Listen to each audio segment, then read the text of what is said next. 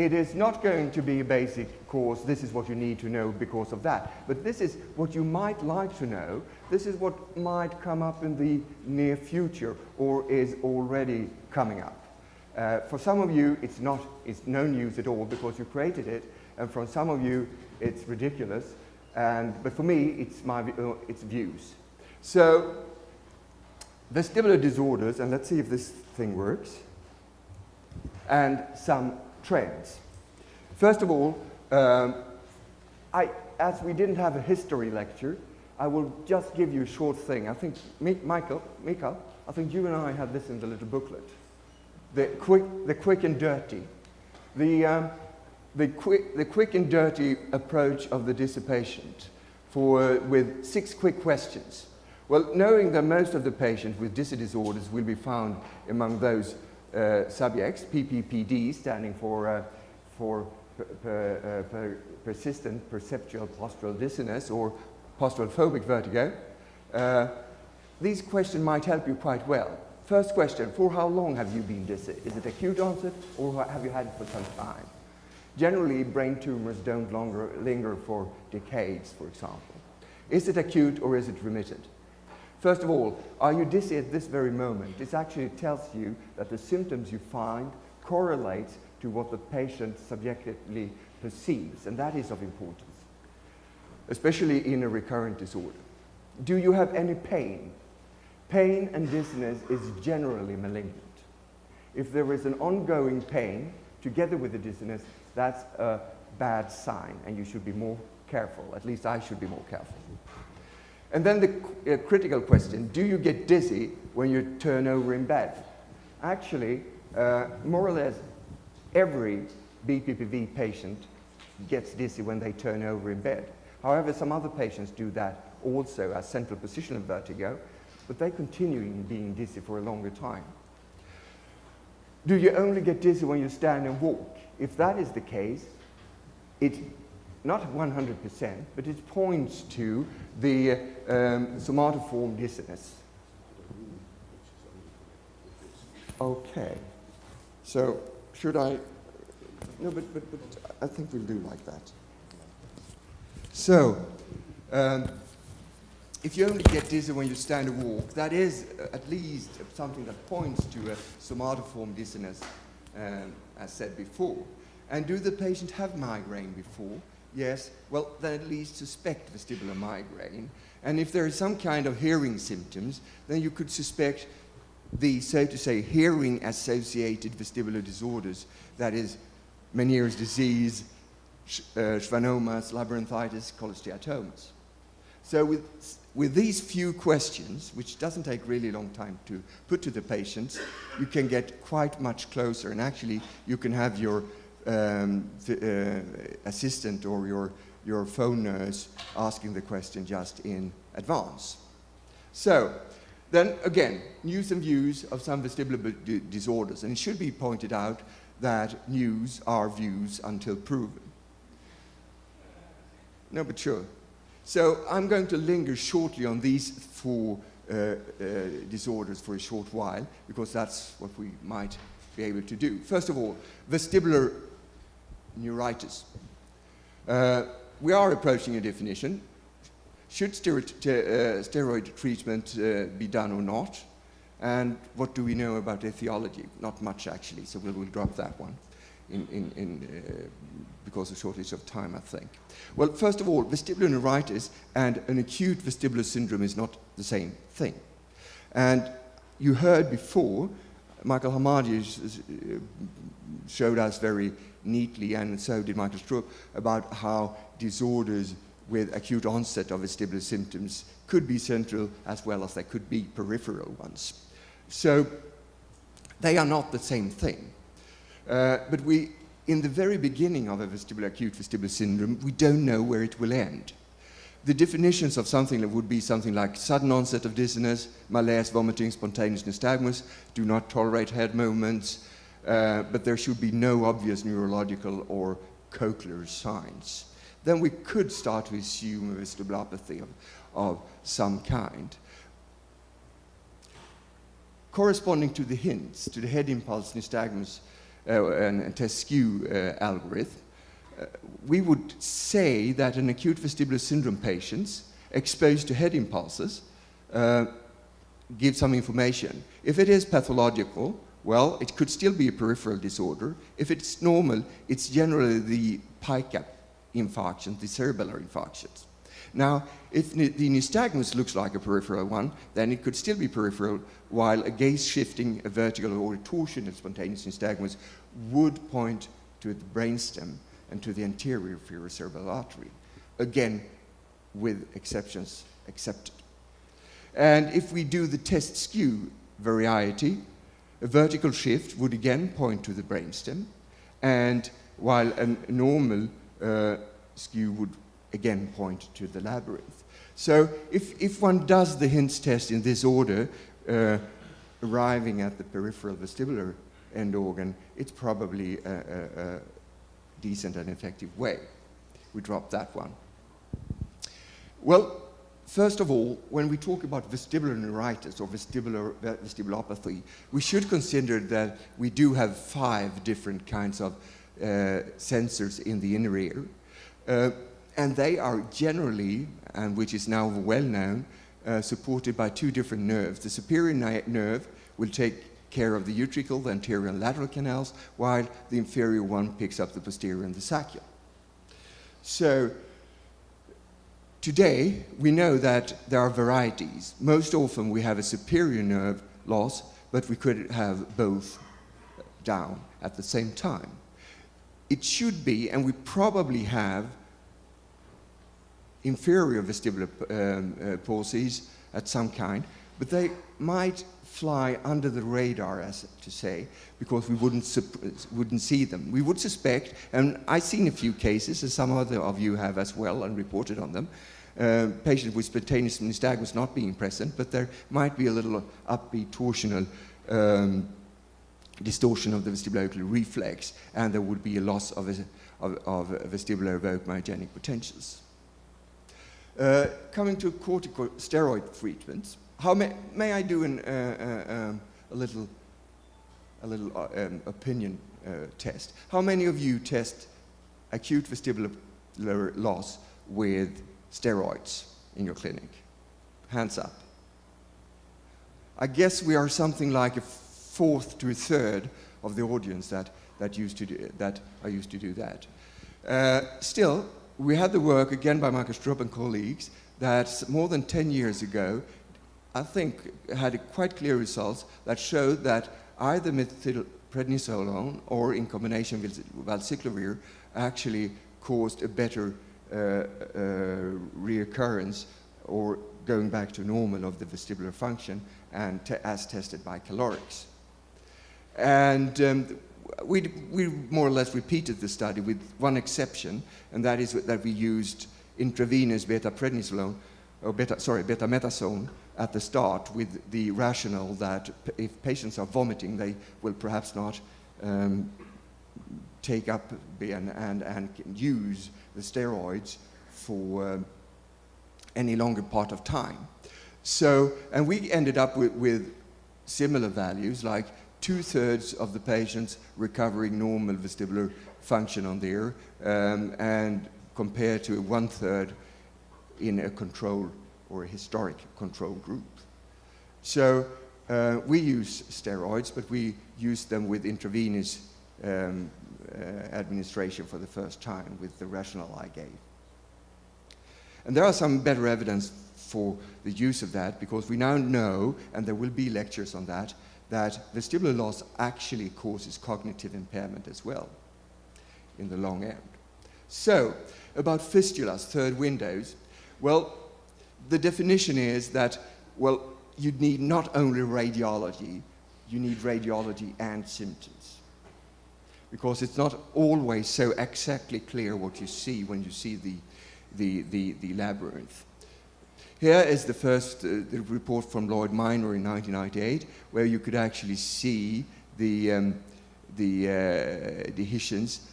Here you can see the anterior canal going up and nothing.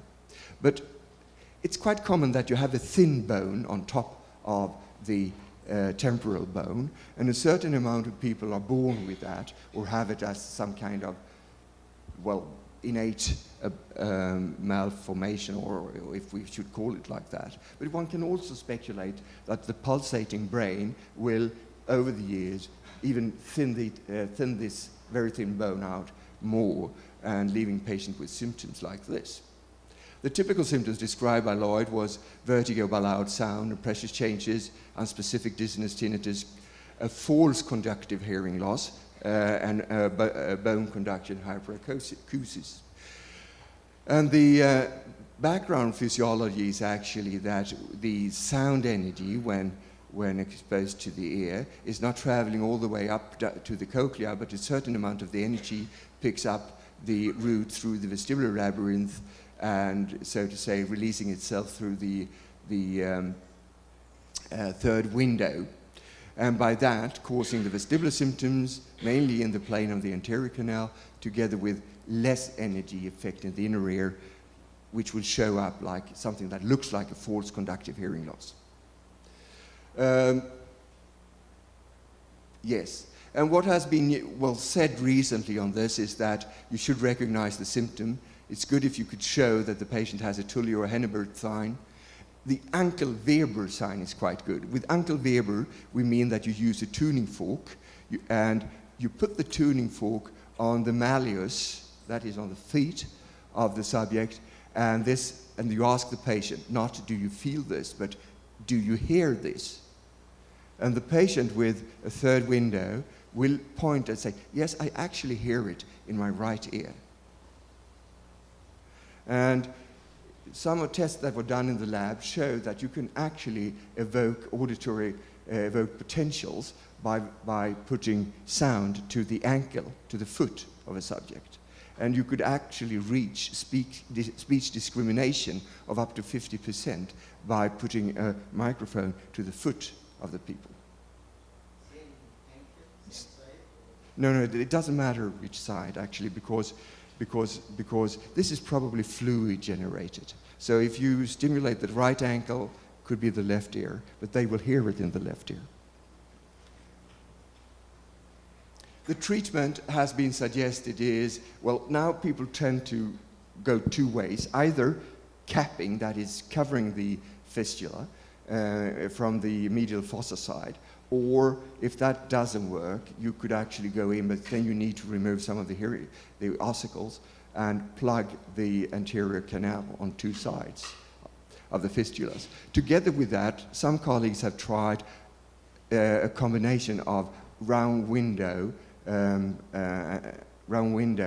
obliteration and even oval window obliteration with fat to reduce a little bit of the over amount of energy, making the system instable. But one should remember it's not only the superior semicircular canal deficiencies that causes a third window. There is actually some other causes that we might run around that are large vestibular aqueduct, which is an inherited condition, as is cochlear dysplasia. But there might be things like dehiscence to an artery vein, and actually even vascular malformations that might cause a third window phenomena and should be looked out for. Here we have a combination. We have a cochlear dysplasia with a very small cochlea here. You can see it's not 2.5 circles, it's just 1.5 something. And there is a large vestibular aqueduct defined as wider than the width of the posterior semicircular canal, which is there. So more than only the semicircular canal dehiscence can cause a third window symptoms. Yeah, we'll drop that. A short visit to the BPPVs. The etiologies has been revisited again, and there are some good evidence that the otoconias actually age as everything else does in the body, but they age being more rough on the surfaces and less or more, and probably more easy to get loose from the macula, but also probably they get more easily adhering to each other. And that is suggested by some authors to be an explanation of the increasing frequency of BPPV in older subjects, and I think we will hear more about that in this meeting. There was a long discussion about traumatic versus spontaneous nystagmus, but most of this ends up that they have about the same kind of history and same kind of prognosis. Actually, has been some arguing for that traumatic BPPV should be more difficult to cure, but the discussion goes back and forth, and it seems to land that they are about similar. Well, BPPV is, as you all know, the bread and butter, as Michael Hamadi put it, the most common disorder that we see as otorhinologists. Some data is on it here. There is a little bit of a female predisposition for it. There is an age dependencies. Older ages have more BPPV. Kids, pre-adolescent kids, more or less never have BPPVs. Most of the cases are idiopathic, though. Well, what you do need, and what could be good to know, is that you actually just need 2 tests. And again, these are 2 tests that can easily be done in a clinical workup, in any kind of room, but preferably with video Frentzels or with Frentzels of some kind, but in any kind of room. And that is the Dix-Hallpike test and the lateral positioning test. Let's look upon it like this. If you do the Dix-Hallpike test, and that creates a nystagmus, well, that talks for BPPV, especially if it fades out. Now, if the nystagmus is torsional or towards the upper eyelid, it's a posterior canal of the same side of the ear which is down. Easy. If it is towards the upper eyelid, it suggests the anterior canal of the opposite side. So that is what you need to know. Do Dix-Hallpike, you test actually the lateral, all the vertical canals. Now, if the nystagmus fades out within a minute or less, yes, then it talks for a canalolithiasis, and it's easily treated with all the different kinds of movements and maneuvers that you heard of. If it is not, it talks for a cupulolithiasis, or something that adheres to the cupula, and then you have another and bigger problem. Same thing goes for the lateral canal with a little twist. If you position the subject side to side, as was shown before, and you have a nystagmus that beats toward the center of Earth, then it's geotropic. It will fade out and come with latency. That talks to a canalolithiasis. The side with the most nystagmus is the affected side. If instead you get an apogeotropic nystagmus beating away from the center of the Earth towards the sky, then it talks for, and it suggests, a cupulolithiasis, that is, otoliths, otochonias adhering to the cupula. And it shouldn't fade out as quickly. Again, there is a side difference, but now it is the lesser side that is, when the lesser side is down, that is when you have the lower level of nystagmus. In both ways, the strongest nystagmus pointed to the lesion side. So you only need actually those 2 tests, the Dix-Hallpike and the lateral canal test, for diagnosing the BPPV patients. There is a little caveat though, and that is that sometimes, and it has, you can see this in the literature, that sometimes the posterior canalolithiasis on the wrong side and the wrong limb may be mistaken for an anterior canal. That is, when you do the Dix-Hallpike maneuver, you expect otoliths to move away from the cupula, sucking it away from the utricle, causing, and that is from the posterior canal, an excitation, which means that you will have nystagmus towards in the plane of the canal, but towards the affected ear. That is, when you do Dix-Hallpike like this, you would have a torsional windshield wiper nystagmus to the side or towards the upper eyelid. Now, if The otolith is residing of some cause in the other part of the posterior canal, and you do Dix-Hall pike. They will fall back to the lowermost part of the canal, and by doing that, pressing the cupula towards the utricle, causing a downbeat or an nystagmus towards the lower eyelid. It will fade out again.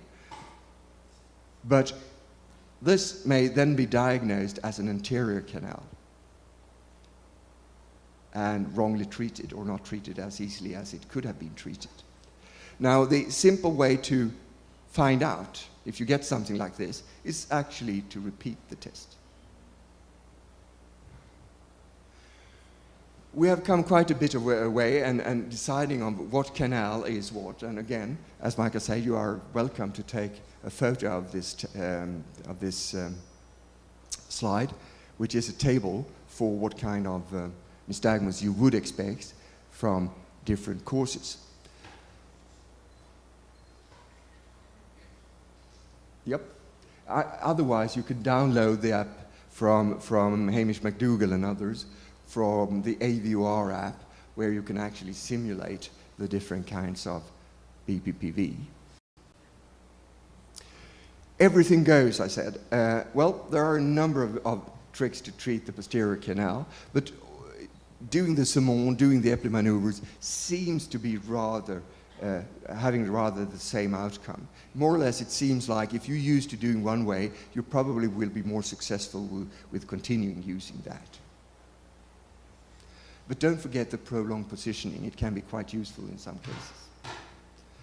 However, more and more data shows that if you have a canalolithiasis in one canal, then you might end up with having it in more than one canal.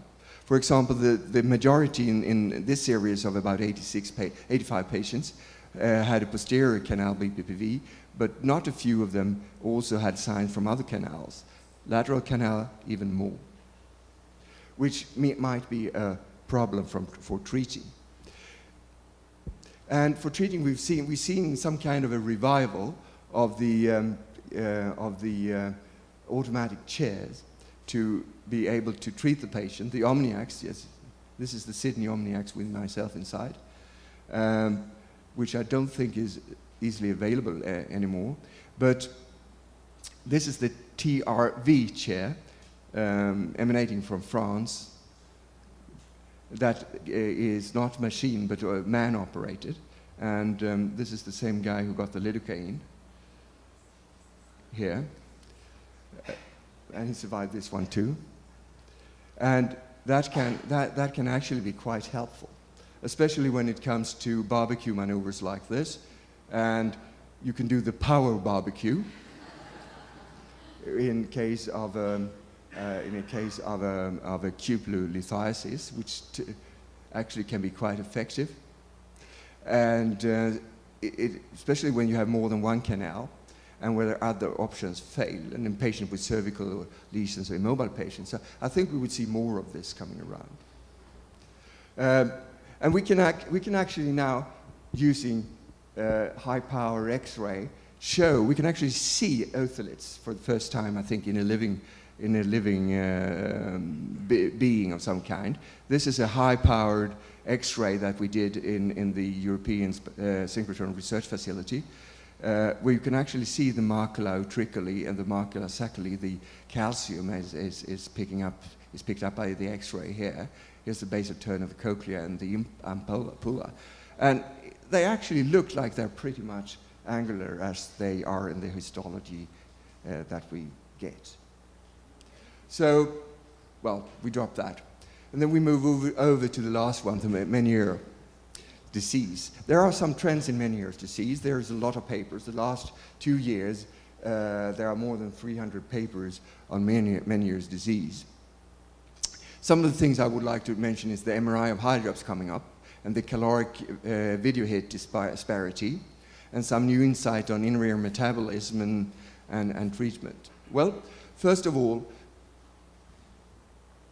talking about history and meeting the patient, one of the most important things with treating Meniere's patients was already formulated by Philip Jonke many, many years, 50 years ago, when he said that you should always try to use psychosupportive therapy. And for many years, we told our patient that we cannot promise anything about your hearing or tinnitus, but we can surely and always help you with the dizziness problem. And I think we can do that. We can always surely help you with the dizziness problem. And as you will see in the end, there is actually a little help, even in the most dire cases for hearing. But the Meniere's disease is not only vertigo attacks, it's not only the hearing, it's not only the tinnitus, it's also the effect it has on, so to say, the psychic well-being of the individual. This was known already by Madame Dix, and she wrote a number of papers in the 60s on this subject, but we should not forget it. We shouldn't forget the type of attacks the patient has. If the patient has few attacks or can easily foresee the attacks, that's one thing. But the few patients with apoplectic attacks that just fall to the ground, that just get extremely dizzy without really a warning, they are in a really dire position where they might end up with suicide or something like this. And we shouldn't, so to say, miss those. The last years has also seen new criteria for diagnosing Meniere's disease, headed by the International Classification of Vestibular Disorder Group, with Alex Bistorf's supervision, with Antonio Lopez Escamillas as the first writer. And now for the first time, we have some kind of unity in the definition between the American Academy, the European Academy, the Japanese and Korean balanced societies. So we some way approach some kind of a unifying diagnosis. This paper can be read in Journal of Vestibular Research. It is shortly defined like definite Meniere's disease is defined like 2 or more spontaneous episodes of vertigo of at least moderate to severe severity that lasts for between 20 minutes and 12 hours. There should be documented low to medium frequency sensory hearing loss. There should be fluctuating oral symptoms of some kind, and it shouldn't be better explained by some other vestibular disorders. I'll make a little break when we're through the slide for photos, but I could recommend the reference here. The probable Meniere's disease include the same thing as the above, but exclude the documented low to medium frequency hearing loss.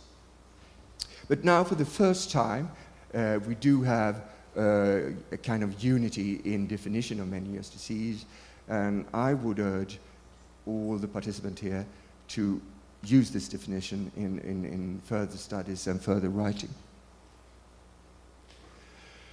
What also happened is that we started to be able to see or visualize a possible hydrops in Meniere's disease. This has been headed by Nakashima Nagawana, Robert Gurkov, Ilmar Pycke, and others who've been working on this for several years. The Japanese group has been on it since the 90s.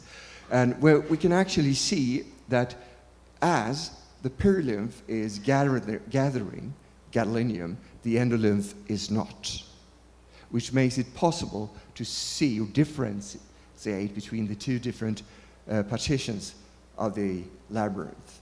And by doing that, we could get at least a kind of view if there is a hydrops or not.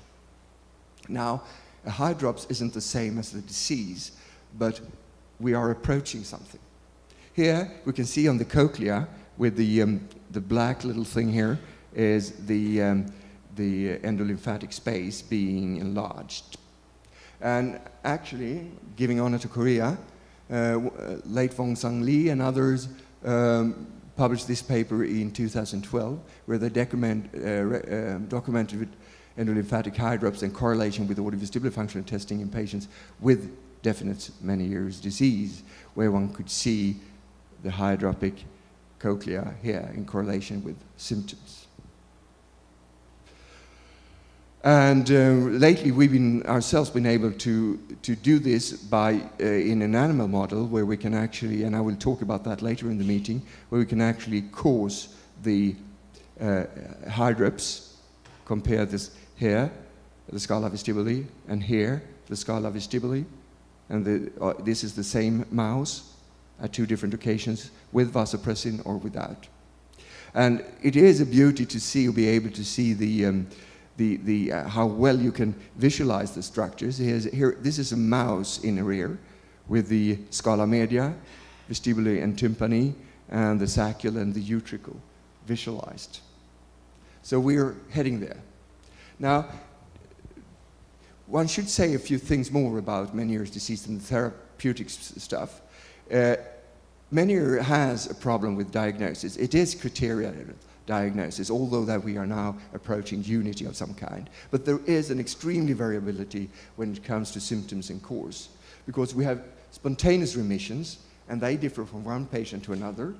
We have a strong placebo effect, and what I would like to suggest to be called the 2/3 problem of Meniere's disease. That is, whatever you do, 2/3 of the patient seems to better, and if you just wait enough, 2/3 of the patients stop having symptoms. And this poses an enormous problem when it comes to studying Meniere's disease. For example, Alan Kerr published a paper on the effect of threatening with surgery. He would tell patients that he would operate on them within a week or something, or 2 or 3 weeks, and that would cure their symptoms. And he would find that at least 2/3 of his patients would stop having symptoms. Mikael Karlberg and myself did the same with gentamicin. And it's just as effective as surgery. Well, when it comes to threatening the patients.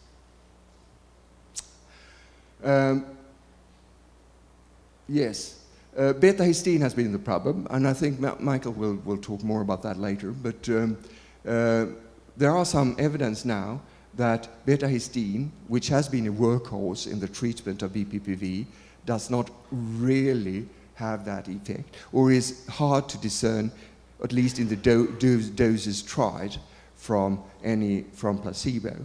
So we have to perhaps rethink this. Now, there will always be discussions on this subject, but I'll leave that to Michael later on. Another thing coming up has been the suggestion of using the anti-secretory factor. Anti-secretory factor is some kind of a protohormone used that we have in our intestines, which control the water leakage over membranes. And there are some pilot studies that have suggested that this has an effect, but there are no RCTs yet that demonstrate this. But it might be something to look out for. Again, as a placebo, it's not really harmful, it's just expensive. So, again, decreased calorics is another thing. In many patients with Meniere's disease, we find that they might have decreased calorics, but Lee McGarvey and others observed that even if they had decreased calorics, they had normal video hits. And I think the idea is something like that: when you have a distended in lymphatic hydrops in the canals, you can actually, or might actually, have a reflux flow doing a mild caloric stimulation, while that is not what you happen in the normal ear. But I think Lee will talk more about that later in this meeting, and I strongly recommend you to listen to it. But it actually gives us an idea that perhaps one of the new approaches to decide on Meniere's disease or not is to have a patient with the typical symptoms where the calorics is down but the video hit is not. That the combination might actually be something that we could use for diagnostics in the future. Will you talk about that, Lee? So, a bit, yeah? All right. Okay. To end, last but not least, after everything failed in treatments of Meniere's patients, we have had the labyrinthectomy. But the problem was always that with labyrinthectomy, there is a loss of hearing. Now, some years ago, independently, a number of colleagues started to think, well, wait a minute, a labyrinthectomy. If I do a labyrinthectomy, I could actually do a cochlear implant in the same time, in the same procedure. And if I do a cochlear implant, there will be at least better hearing than if I do not do one. And if I do a cochlear implant, well, the nerve is still there, so there would be a fair chance that that ear would actually be, to a certain level, hearing again. And there, I know that Bruce Gans and his colleagues has done a number of procedures, more than 10 of them. And there are 2 reports. The first one was by McKeith, Bothwell, and Ramsden from Manchester in 2014, where they described 2 cases with a simultaneous cochlear implant and labyrinthectomy, where they had really good hearing results on the patients afterwards on the ears. And there's another one just coming out now. So if we end up where there's nothing else that helped the patient, then we might go for a labyrinthectomy. But doing that today, we should at least consider the possibility of doing it together with a cochlear implant. And Herman, I think I've kept the time, and I thank you, and I think one for the organizer who's done this really beautiful. Thank you very much.